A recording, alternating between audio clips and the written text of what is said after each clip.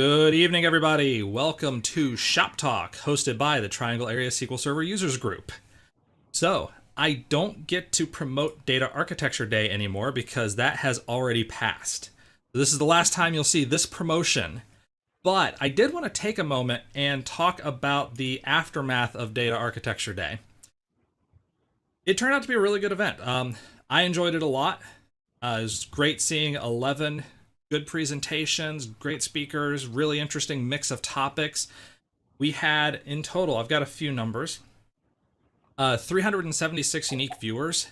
So basically, it's like a pretty large SQL Saturday right there. And the playlist is now officially updated.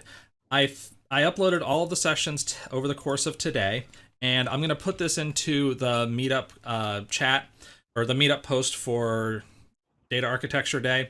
But here it is in chat. If you want to check out that playlist, that is not quite 12 hours worth of content. It's about a little bit over 11 hours worth of content. So if you're really bored, you need 11 hours of something to do, that'll get you something to do for sure. And Neil says it was a ton of fun. Thanks for hosting it. Thank you for speaking. Yeah, it was a lot of fun. I was totally beat by the end, and you could probably tell in my voice, but definitely enjoyable. Glad we were able to pull that off. So, that said, let's introduce our co-host for tonight. One ordinal direction from me, we have Mala Mahadevan. Hello, Mala. Hi, everybody. Hi, everybody. And in a cardinal direction, we have Tom Norman. Good evening, everyone. How are you, Tom? I'm doing good. A little beat, but doing good. Excellent, excellent. So, as usual, the modus operandi for Shop Talk is drop your questions in chat. We talk about things. We try to get me to go onto a rant. Sometimes Mala and Tom stop me. Sometimes they just let me go full bore into that thing. That's the gist of the rules. So with that, let's start with the first thing, which is something that I have been talking about. Put it down, farther down the list. Yeah, exactly. This thing has been on the agenda for, I think it's been a month at this point. I actually kind of wanted to leave it as a mascot and just reference it every week and say, yeah, we're finally going to talk about ML services and memory allocation. But I'm going to do it. Gonna do it. So to do this, I'm gonna go into screen sharing mode. Let's do that. See if I can successfully share my screen without ending the world. And go into full screen mode. So, really easy if you know what you're looking for. When you're using SQL Server machine learning services, whether that's R services in 2016 or ML services in 2017 and 2019, one thing to remember is that SQL Server does use Resource Governor on your machine learning services installations. So I am running 2019 CU2. I really need to update this, but we had some problems in versions 2017, actually 2016 as well, and also replicated in 2019, where we would have processes that would fail because it could not allocate memory vectors. So couldn't allocate enough memory to continue in our process. And you'd say, wait, the server has umpteen hundred gigabytes of RAM. Why can you not allocate 100 megabytes? What's up with this? And I'm looking at it like the free memory was still available. So it's not like the SQL Server database engine had taken all of the RAM. The buffer pool had quite a bit, but there was still RAM available and the processes were failing. And it turns out that by default, the external resource pool for machine learning services caps you at 20% memory. So what that means is that if you have, I don't know, 100 gigabytes of RAM allocated to your SQL Server database engine, you're going to be capped at 20 gigabytes of RAM. I'm trying to remember if the numbers are correct here because it's external to SQL Server, but let's go with this. 20 gigabytes of RAM for your R or Python processes. And if you go above that 20, everything fails. So what you can do is use Resource Governor. You may have to enable Resource Governor. What's really interesting is, even if this is disabled, it still caps. So the cap is there even if you don't turn Resource Governor on, which seems a little weird. But turn it on, change the default max memory percent to something that is a bit more amenable to what you're running, and you'll stop seeing those memory allocation errors or out of memory exceptions in Python when you're trying to run an ML process. Unless, of course, you actually legitimately run out of memory, in which case you're kind of screwed. That was what I've wanted to talk about for like a month now. It was brief, but did want to cover that. So if you are interested in that, let me know. I actually have a section of that in a talk I do on ML services in production that shows you how to work with Resource Governor to change those values. And doing so is pretty easy. If you're familiar with Resource Governor, it's just an external pool. So it's not the same as the pools that are contained within SQL Server processes, or the pools that contain SQL Server processes. It's a pool for the Launchpad stuff that's living outside of SQL Server. Hopefully that was reasonably confusing. So, we had some good questions from Data Architecture Day, and I wanted to include some of them in Shop Talk. We'll get to a couple today. There are a couple more on the agenda. There are a couple on the backlog. So it'll keep us a little busy for a little while. And so this comes from Icon Pro, who just dropped something in chat. Need to buy a t-shirt that says, "I organized a 13-hour meetup and lived to tell the story." That's fair. That's fair. I would gladly take a haircut instead of a t-shirt. But that's a different type of rant. So, all right. The question that I wanted to hit here was, what are some approaches to versioning changes and mixing type 2 data with type 1? So it was a question about slowly changing dimensions, and that was something that Angela Henry hit on in her Data Architecture Day session. But I wanted to go full bore into this topic, and as I started doing some of the basics, I need to do a quick bit of research to make sure that I'm not gonna talk crazy talk. The first link that I found, I'm gonna drop in chat here, comes from a Datus, and I'm like, oh, this is a really good link. And I look up at the top, it's like, oh, it's Simon Whiteley. Well, no wonder it's a good link. Simon is very, very intelligible about many things, including slowly changing dimensions. So you can read that. I have my own take on it that I'm going to show you in Azure Data Studio. So let's do my second screen share. This may be the least screen time that I have in any episode. I don't know. I may have to talk to my agent about this. Okay, so I am missing again. And we're back in Azure Data Studio. I'm going to connect to... I'll just connect here. And in TempDB, because, doesn't matter where they live. There are several different types. There are actually 6 different types of slowly changing dimensions. The first is type 0. Type 0 says your data will never change. So we have a person, and we have when that person was born. And if you want to add a new person, it's easy. Just insert a new row. So we add Tony, who was born in 2001, and we see Tony there. If we want to update the data, you don't update it. Nothing will ever change.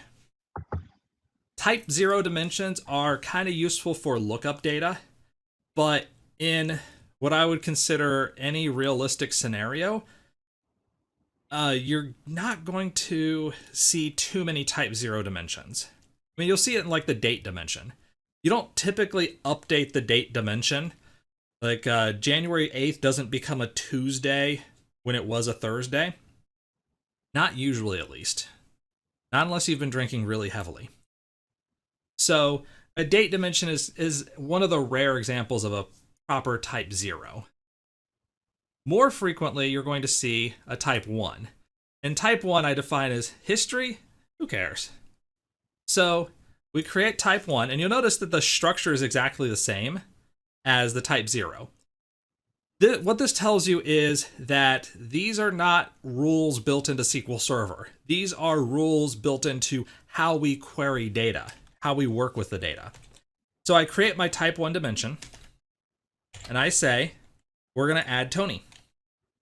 And just because I wanted to make a change, I said, I don't know when Tony was born. I got to go ask him. So we inserted Tony with no date of birth. And to update, you just write an update statement. Say, I'm going to set date of birth to 2001, January 1st. And now Tony has a birth date. Previously, we had a null. Well, that null's gone. Now we don't know what the previous value was. We don't know what any of the previous values were. So, history, who knows? Who cares? Type 1 dimensions are pretty common when you just don't care that much about the history. I work with one dimension that has, I think the largest version of that dimension has about 1.5 billion rows. And if you kept the history of all of the changes on that dimension, it would get enormous. As if a dimension that's of 1.5 billion rows isn't already pretty enormous. Dimensions typically don't get that big. This is a rare, it's an odd duck. But in that case, it has to be a type 1 just to keep processes running. It would just have far too many rows for us to handle anything else. So let's move on from type 1. Type 2, we want history. We actually care about the past. And a type 2 dimension is current, period begin date, period end date. These are, or you'll sometimes see these as start date and end date. You'll see some other variants of this. But you'll usually see these three. This is part of what Angela was talking about with the Kimball style.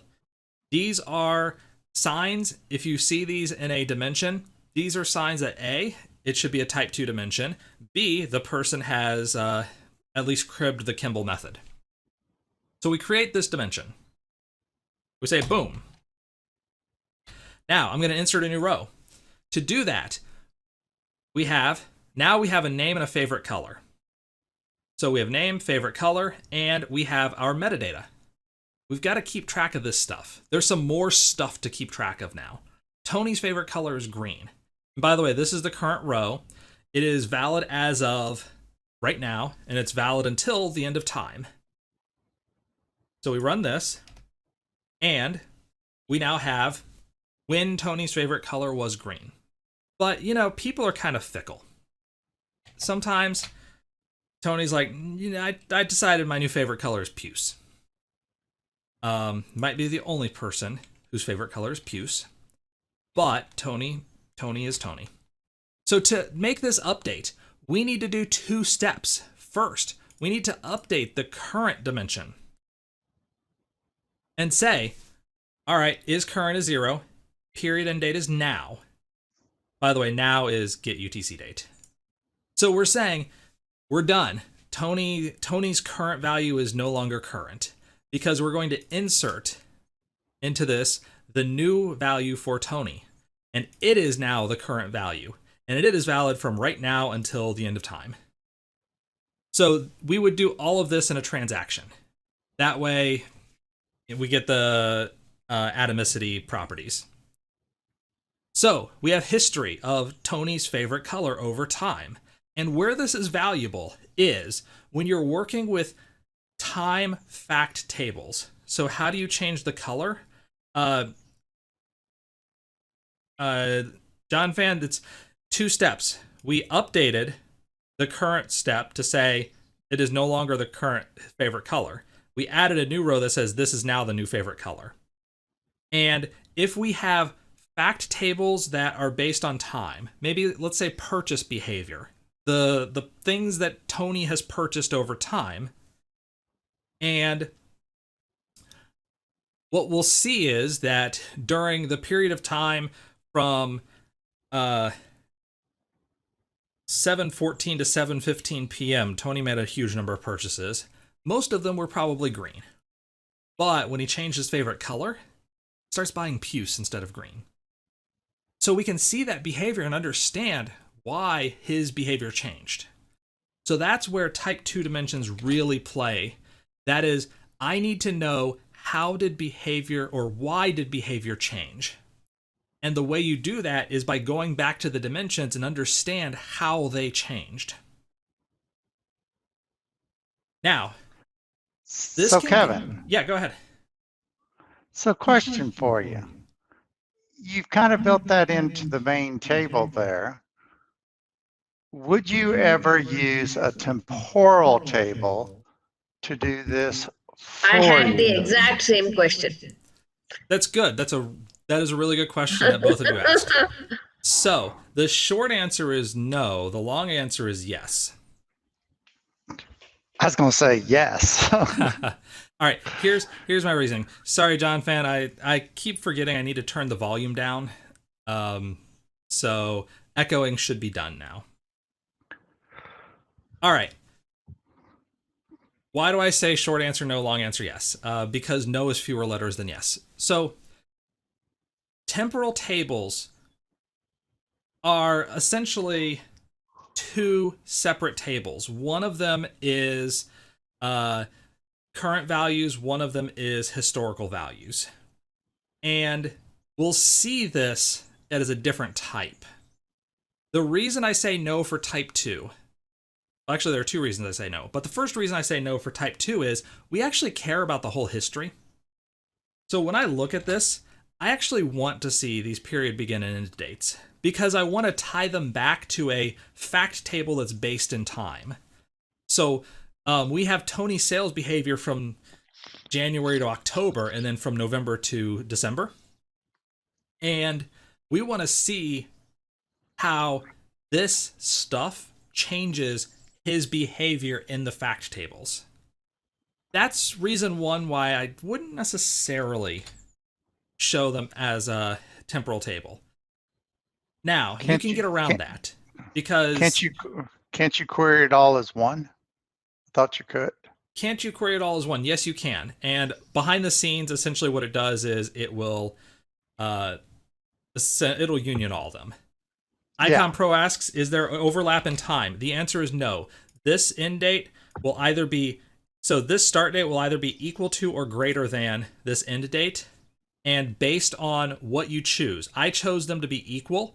So I would write all of my queries to say where period begin date is greater than or equal to whatever and less than this. So we would make sure that either this thing is the millisecond before, or if you're ensuring that they're equal, then you have to write your queries to make sure that you don't accidentally pull back both rows. So the easier route is actually to say 1 millisecond before this, or 3 milliseconds before if you're using a date time. I am actually using a date time too, so I can go down to the single millisecond. So arguably the better route is probably take this to the millisecond before, because that'll be smoother for you. So back to Tom. We say, can't you simply query that as, temporal, because it's in the name, it's a temporal table. And yeah, you can. But it leads me to the second problem with temporal tables. And that is, temporal tables are only going to work for system times. Mala, you're muted. I did not mute you, so that's weird. We'll figure it out. No, I'm intentionally muted. He said I have an echo, so I responded no, to you're that. good. Nothing to worry about. Go on, Yeah, please. gotcha. No, you're fine. I just had my audio up is all. When my audio's up too loud, I get reverberation because I don't wear headphones because I'm too good for headphones. So when we have this temporal table, we can only use system timestamps. And those system timestamps are going to be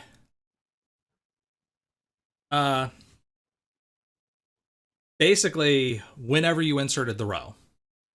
So if I want to have a business understanding to those times, then I have to rig the system, basically removing the link to make it temporal, updating the times myself, which means breaking some things, and then recreating those links. If that's part of a regular process, if we regularly have to fix dates, that's a huge amount of pain. Or if we future date things, like I have a claim that is going to become effective as of July 1st, but it's only May 18th. Well, in that case, I can't insert it into the table. So it's a potentially. Unless you create a field that you're doing that future dating everything on and leaving the temporal fields, the valid from and valid to fields totally alone and let it be totally history.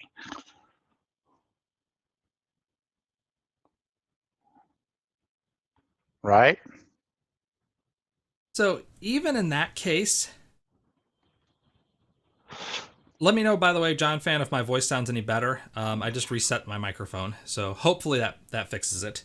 But even in that case, Tom, you end up with the difficulty where you have the dates are important for business purposes, but they're loaded at system times. So again, that forward date for July 1st, or I need to backdate something. A row came in and they said, oops, it turns out that we need to backdate this claim 3 days earlier. Well, you can't control the time that it was inserted because that's system controlled.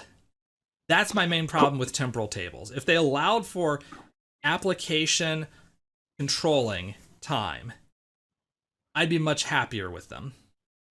Well, see, and that's where I don't want an application controlling it. I would give the application their own field to control however they want to control it. I would know basically as a database administrator type of guy, I want to know when the row actually got inserted. I want to know when things, how long it was valid from and valid to. I'm not trying to change those in any fashion. I want to, because sometimes I need to go figure out and troubleshoot, okay, when did this happen or when did this happen? And if I let the application go change things or even a DBA go change things, I'm going to give them some other field to do what you're saying.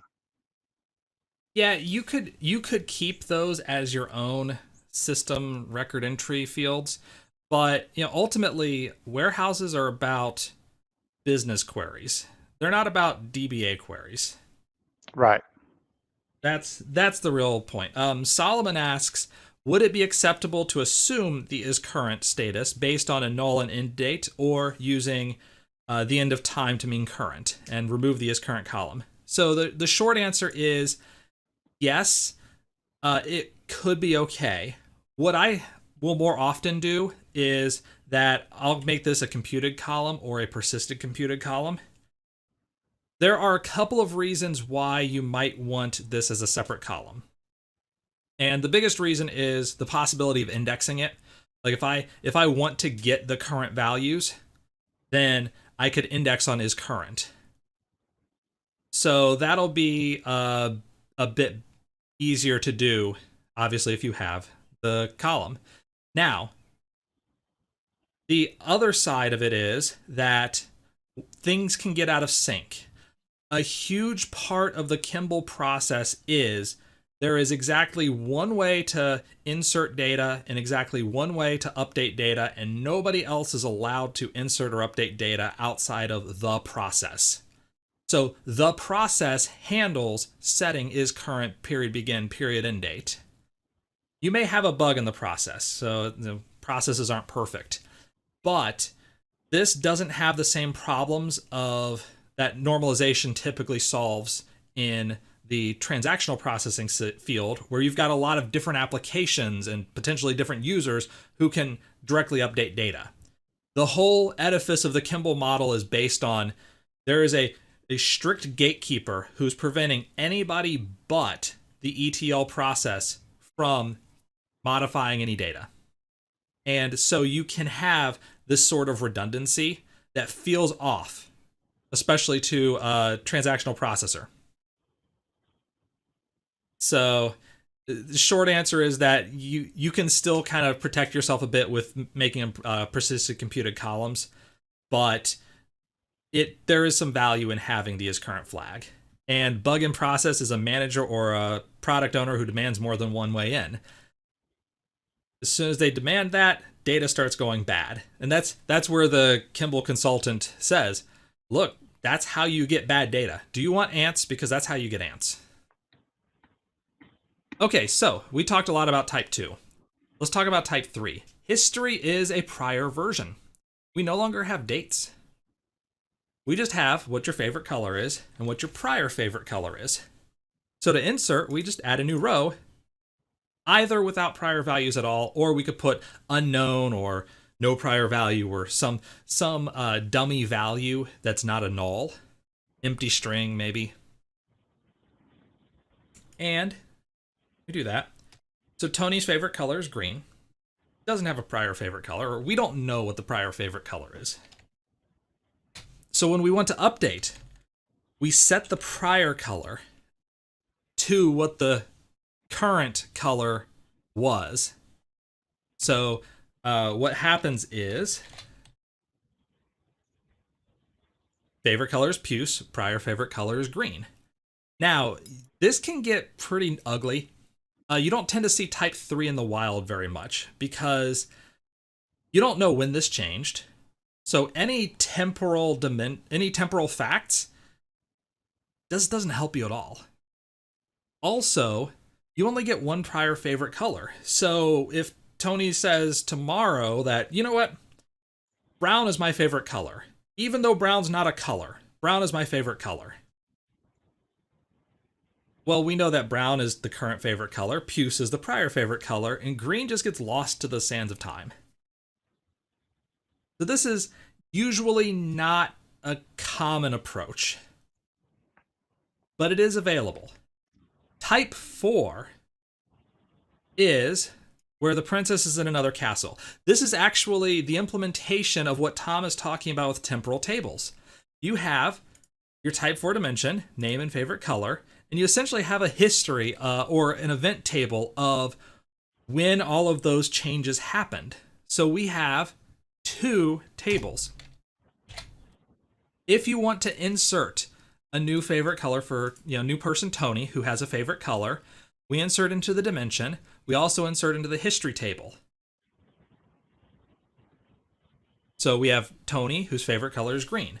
This is really good in a type 1 situation where I just want rows to be fast.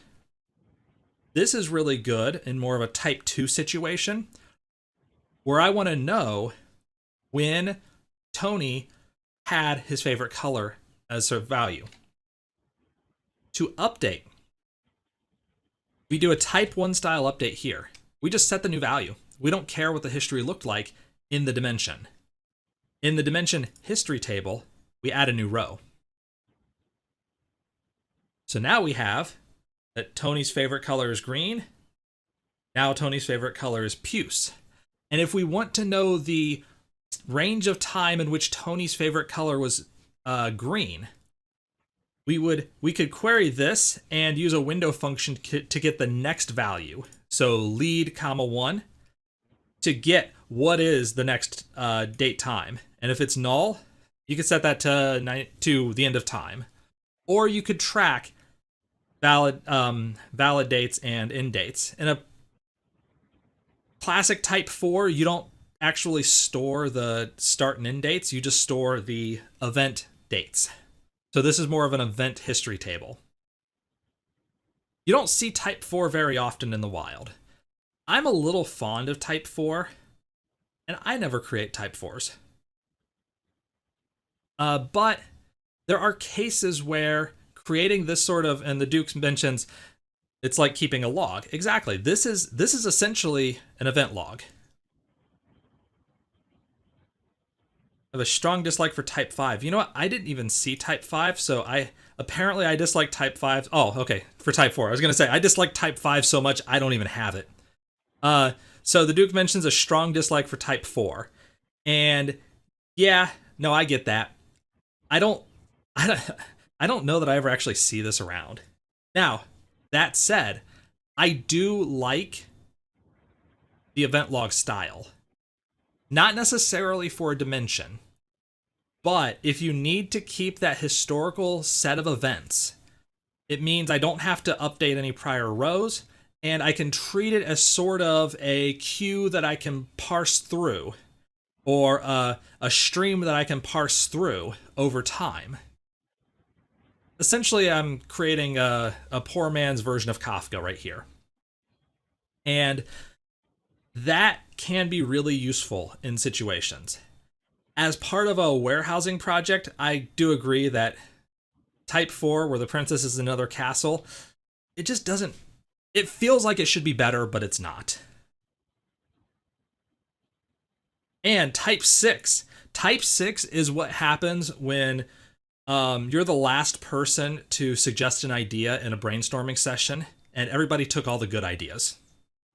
So type 6 is essentially type 1 and type 2 and type 3 combined.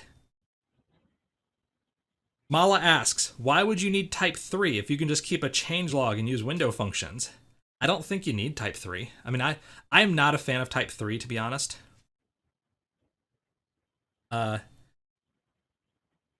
Yeah, I just don't like it very much because you lose the temporal nature, which is so important in most warehousing projects. Now, type 6, what you have is your current value, your prior value, and then is current period, begin date, period, end dates. So you have what the last value was, as well as the current value, and you have the time frames over which values were allowed, or values were correct.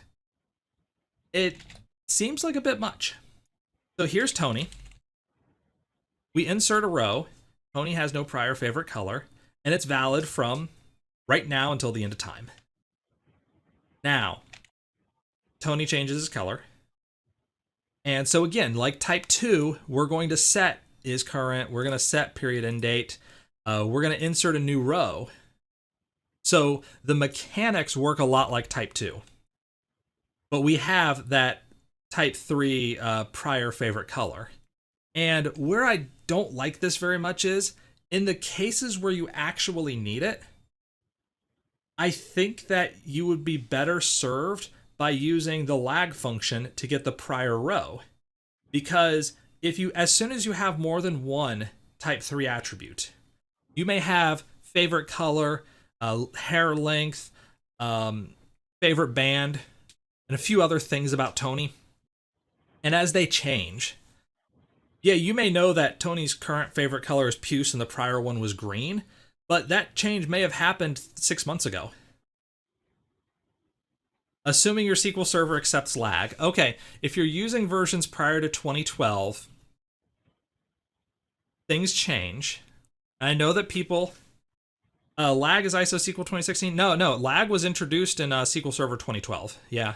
It was in Postgres a bit earlier than that, Oracle a bit earlier than that, but I think it was part of 2000. It was one of the early 2000s ones.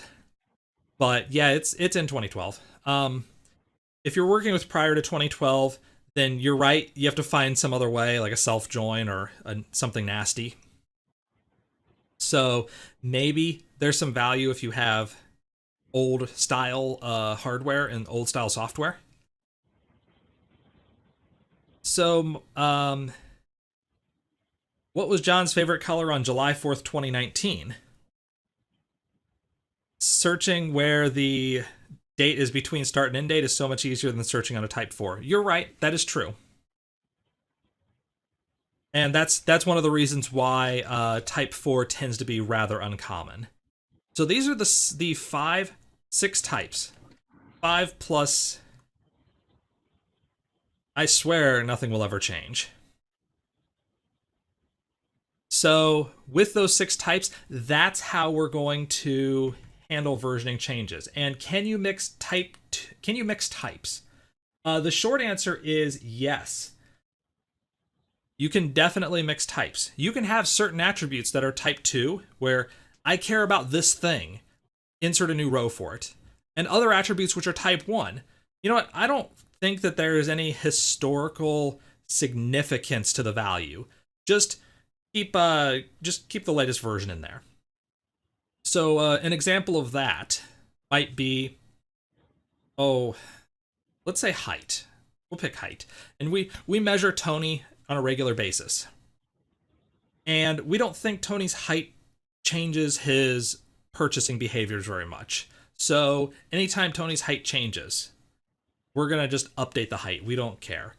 But his favorite color definitely affects his purchase behavior, because every time he changes a favorite color, bam, gotta buy a whole new living room suite. In that case, we want to type 2, because that change will affect our sales. And what we're looking for with history is, what is changing and why is it changing? So that's where combining these types can make a lot of sense. And Mala mentions great books on the topic. Kathy Kellenberger has a beginner's level book. I think that was the reporting services book. Is that right, Mala? Or are you thinking a different one? Sorry, I was following up on the question on windowing functions. So windowing that functions. Was with regards to windowing functions. Gotcha. Yeah. Kathy's is the beginner book, and Itzig Ben-Gan is much advanced, and they're totally worth reading. Yep. So that was me going in depth on different types of slowly changing dimensions. Now, the Duke had a question that I'm interpreting more as time-based facts, and I am going to give that a proper going over in a future episode. So that's still on the agenda. That's somewhere on the list. We will definitely get to that, because it is a topic of much interest to me. But I've done a lot of talking. Let's have other people talk for a little. Mala, you have books. So I'm quite a prolific reader. I enjoy reading books, and I enjoy print books because it helps me get away from blue light at least a little bit. During the days when we used to meet in person, I used to also use that as a way to give it to somebody else who was interested, who wanted to read. So I have 2 books today that I would like to talk of briefly that I enjoyed reading in the past 2 weeks. The first book is called Reset by Ellen Pao, and this was recommended to me by my friend Hope Foley, who runs the SQL Server user group out of Indy. This book is about, she is the CIO of Reddit, and she writes about her experiences as a woman and a minority person, starting as a lawyer and then growing into a tech career and then as a CEO in Silicon Valley. And I'm sure some people at least may be familiar with some lawsuits that she had going with the company she worked at and such. But basically, it is about how you get by in the business world as a woman and as a minority and such. And if you like, you can read the book from start to finish. It moves pretty fast and it's an easy read. Or you can just skip all the way towards the end, where she has some advice and suggestions on based on her experience, which I thought was nice to read. about picking your battles and understanding the culture of a company before you get in, and keeping a fund in case you find out that you landed in a bad place and you want it out. I really like that idea, and I've done it a few times myself. So it's a fast read, it's easy to read, and it's good if you have any young people who are looking to get involved in a tech career and moving westwards. A lot of it is very Silicon Valley specific. So for somebody who plans to go that way, it is useful and interesting. Um, the second book I had was on SSIS design patterns, and this book has about 6 people who are authors. It's not a very recent book, it's about 3 or 4 years old, but it is still worth reading. Some of the authors are people who are really good at SSIS. Andy Leonard, Tim Mitchell, Michelle Uford, who is now the lead data scientist. I forget where. I think it is on the Netflix. West Coast. She used to write one of the reindexing utilities that we used to use. Anyway, Yeah, it's Michelle's a at really good Netflix. book. And yeah, Netflix, yes. So this book is not for beginners. It is more for people who know a little bit of SSIS and are looking to learn some best practices. And I found it extremely useful to understand certain things like when do you use T-SQL over script languages, when do you use the built-in patterns in SSIS, and all kinds of things like this. It has a great section on how to set up logging and error handling, and also on when you use the right connection type and that kind of stuff. Basically, a collection of best practices more than anything else. And if you are heavily into SSIS, it is definitely good to have. And they also have a GitHub repo where you can download the scripts they have here. So I thought it was a good read, and I really liked it. I didn't read it page to page. Never read tech books page to page. You only look for what you can get from it. And it can be useful to have on your shelf if you use a lot of SSI. Those are the books for this week. All right. Well, thank you, Mala. And Tom has a question. Which question would that be? I think that was your question. Hands-on labs. Hands-on labs, yes. So as a presenter, the question is, if you're going to do hands-on labs, what is the best way to do that, especially if you've got some prerequisites? You really need SQL Server to be on their machine, and say you wanted Azure Data Studio to also be on their machine. But you really don't need to configure SQL Server. The default install next would be fine. So you could include with Azure Data Studio the configuration installation, just as long as they had the media there. You could, or just say download Developer Edition. Here's where my fairly limited experience, it's kind of, I don't know. I guess I'm not very fond of having people do stuff, and when I'm doing full day trainings. So what I mean by that is I'll just share my experience. First time I did a pre-con on R, I had a checklist. It was a Word document that I printed out for everybody. Had a copy of it on a thumb drive that I gave everybody, and said, follow these instructions in Word, download R in RStudio, download Anaconda distribution, install Anaconda to set up Jupyter Notebooks. And I walked through step by step on a clean VM, making sure that everything worked correctly. I spent the first hour and a half of that pre-con trying to get everybody's stuff installed. Some people worked perfectly. Other people didn't work for various reasons. There were a couple of people who had Macs, and I have very little experience working with a Mac, so I didn't know how to set everything up on there. There were a couple of people who had laptops that were work laptops locked down. They weren't allowed to install anything. And so I'm not sure how they were going to follow along in a hypothetical world. Because I did mention you have to install stuff for this. But, you know, they brought those work laptops. There was one person who, for whatever reason, things would not install. There was all kinds of craziness. So that pushed me away from having people do step by step. And I'm interested there. I know that there are a couple of people in chat who have done and do a lot of training. So I am open to ideas.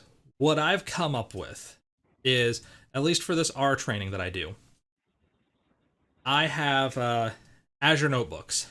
So I send people, say, go to this link, click on this clone. Now it's in your environment. And that spins up the virtual everything that they need behind the scenes. They can run my notebooks. So they don't have to do any preparation. They don't have to install anything on their laptops. I'll still give them a copy of the thumb drive in case they want to do it locally. But basically take away the local option. I've talked to other people who do these sorts of trainings, and I think I'll name drop Steph Locke because I think she has had the most well thought out process that I've seen among people I've talked to about this, because she'll have scripted out ARM templates to script out all of the virtual machines, all of the software that they need, everything that they have to have on there, and pre-create all of them in her in resource groups that she owns on her subscription. Print out little sheets of paper that have usernames and passwords and the connection details.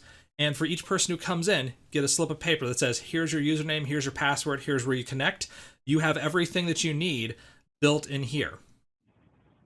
That's a really good approach. It's also a rather complicated approach. It's the type of thing that you do when you're a professional trainer, and you can certainly dedicate a lot to this. If it's sort of a one-off, I just need to train some people, there's a lot of investment time.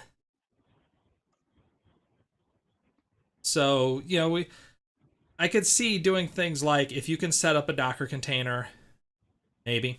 This kind of, to me, goes back to last week's question from Mark about how do I set things up for people who are brand new to SQL. And in that case, we did say, just next it. Install Developer Edition or Express Edition or Local DB, and just go through and install because it's easiest that way. Don't introduce a bunch of new components. So in this case, depending on how complex or how sophisticated your audience is, if you're doing it a bunch of times, probably a cloud-based solution, maybe bringing in your own hardware and saying, all right, everybody, I'll have 3 or 4 named instances, and you get a database, and you get a database, and you connect to this database, and you connect to that one, and just have them work off of your hardware, and then you can reset it at the end. But I think the last or the least viable option, in my experience at least, has been have people install stuff. Give them a VM. If you tell them, I'm going to give you a VMware VM. I'll give you a thumb drive that has a VM. You need to have VMware Player installed. Well, 80% of the people won't show up with it. Some of the people will have Hyper-V installed, which means they can't install VMware. But this is sort of the next least bad, or next worst, next to worst alternative. It's the one that's not quite the worst. Neil mentions that most of the training done for him is Azure Notebooks, Data Science Virtual Machine, Azure Data Studio, VS Code. So Azure items are done like templates, like Steph does. Quick Start templates is an example. So yeah, if you're able to do it all in cloud resources, it makes your life so much easier because you don't have to worry about all kinds of different hardware, and you just prep, let people work with it, and say, you may even say, you get to keep this for another 3 days, and then I'm destroying the VMs.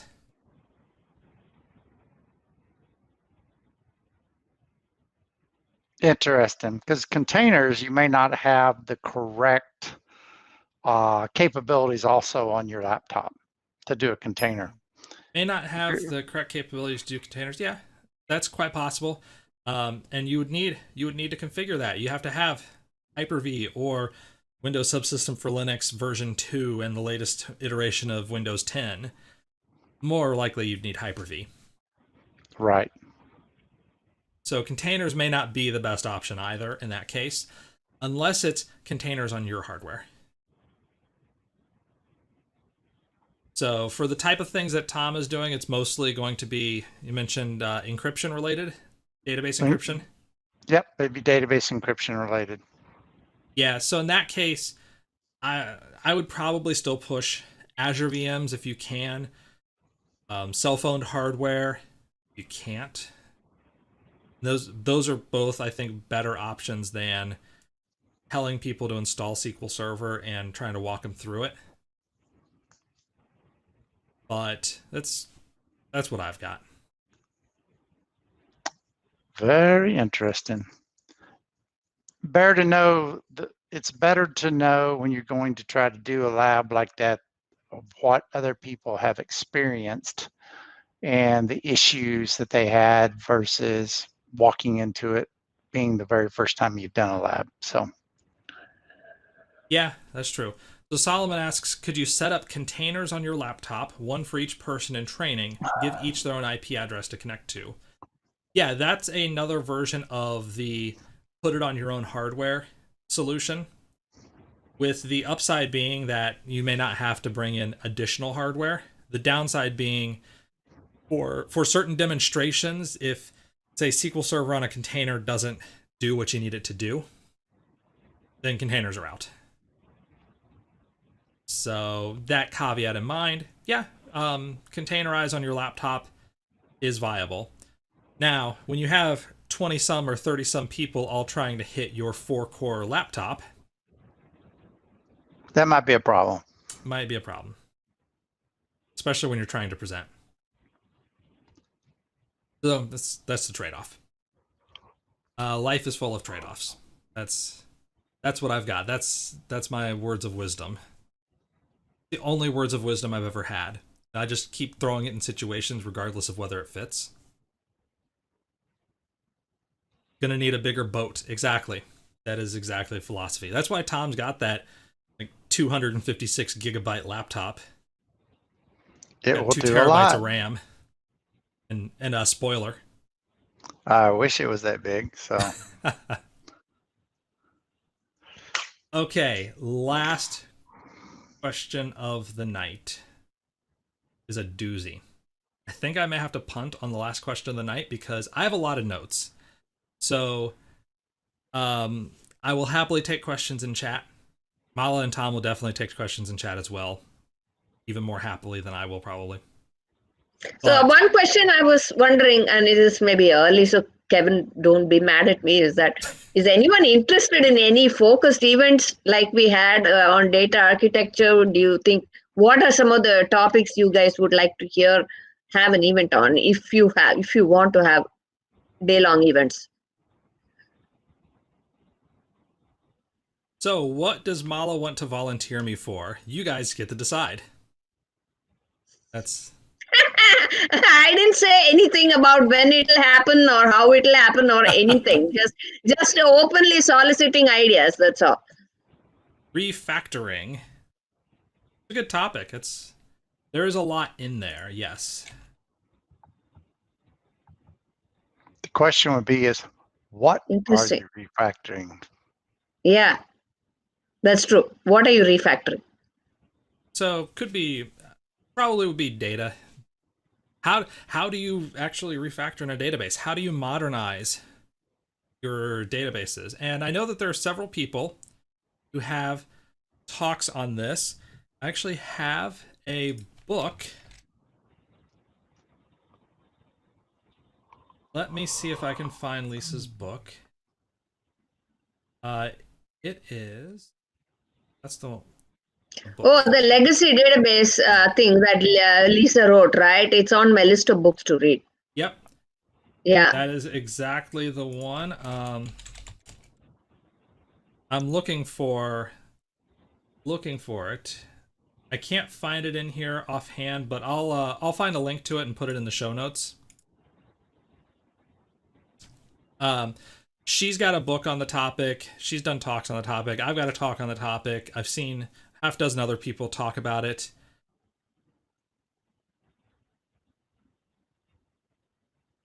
So yeah, that's potentially a topic. Integration, patterns of integration. ORMs and client data access. I'm just gonna nix that one. What does he mean by Calculating and managing technical ORMs? data. I don't think we can get too many. Yeah, managing ORM. technical debt. Oh, yeah, no, that is a great topic. That would be, yeah. I don't know how many people would talk on that, but that is definitely a great topic. Yeah. Yeah. Data analysis. John Fan mentions data analysis.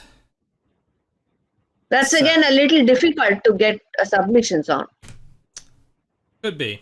It's Yeah. It is a very broad topic. Right.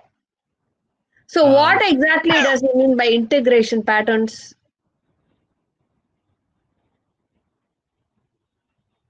The integration patterns. Actually, that's more of an application development. Right. Feeling to me, but you could think about tying together queue-based systems. Using Service Broker in a database, or integrating a streaming system with a topic system. So working with event hubs and stream analytics, or moving data from a transactional system or a set of transactional systems into a warehouse. So he says it's ETL, and that's fair. Well, that's not hard to get at all. There are plenty of ETL related talks. Best practices day. Now that's awesome. Oh, I really like that. Best practices day. Neil says X events. Okay.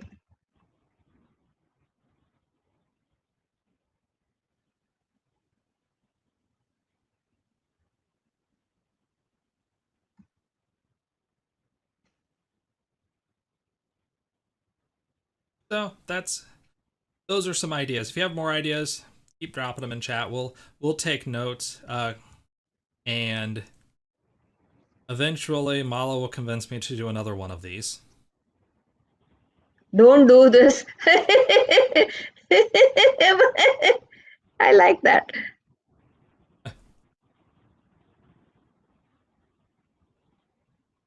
Best practices is a really good topic. A really good place for arguments. Yeah, Yes. definitely has that going for it. Yes. That is very true. I could see a shtick there being that we have two speakers on each topic, and they sort of essentially debate over the best. Now, if we had that level of time and could get people to sign up, we could do a whole day of debates. Those are a lot of fun. Panel discussions.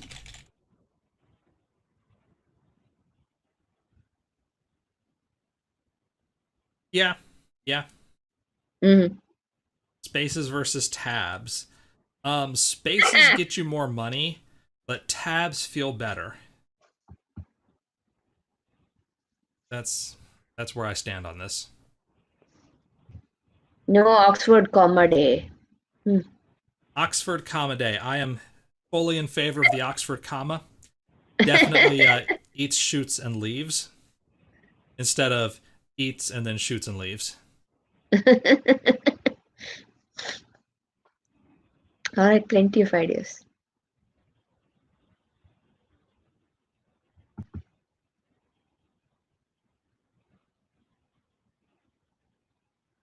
There is no debate on the Oxford comma. There's nobody in chat at least is willing to take up the other side of that. So, on that note, now that we are in full agreement, we've got chat 100% in agreement on this. Oxford commas are a good thing. I'm glad that we were able to come to that conclusion for tonight. And with that, we are going to wrap up Shop Talk. It's been a full hour. We rambled for an entire hour. Congratulations to us. So let us say good night, everybody. Don't forget, tomorrow night, there's another meeting, 6:30 p.m. Eastern Time, Eastern Daylight Time. We're going to have our main meeting where I will be talking about developing for SQL Server Machine Learning Services.